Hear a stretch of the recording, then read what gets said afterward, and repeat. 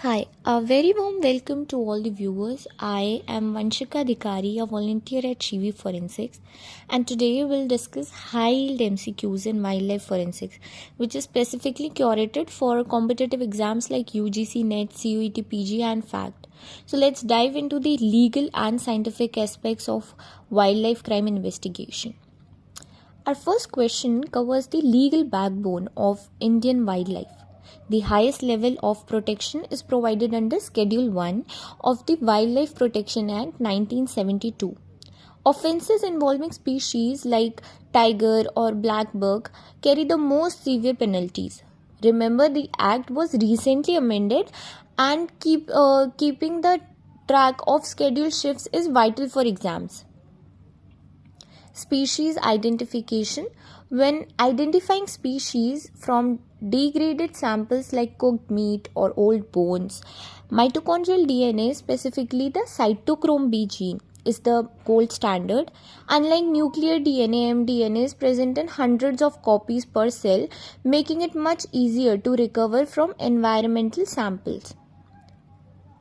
In hair microscopy, we look at the medullary index, which is the ratio of the medulla's width to the total hair diameter. For humans, this index is typically below 0.33, whereas in animals, it is almost always greater than 0.50.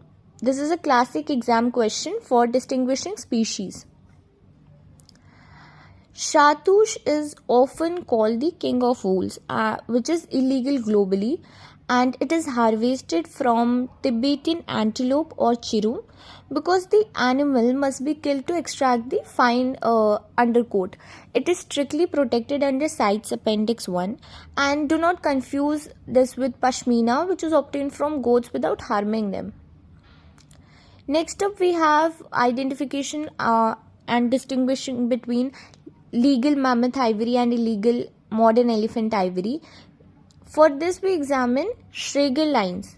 In mammoth ivory, these cross-hatched angles are acute, typically less than 90 degrees, while in modern elephants, they are obtuse, usually over 115 degrees. At a poaching site, if we find a blood stain, the first step after confirming it is blood is the species-specific precipitin test.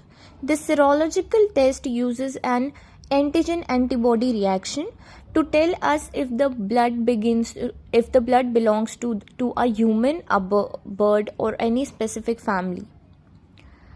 CITES is primary international treaty regulating wildlife trade. The E stands for endangered, and it categorizes species into 3 appendices based on the level of threat they face from international trade. Appendix 1 is for species threatened with extinction. Pangolins are currently the most trafficked mammals in the world. Their scales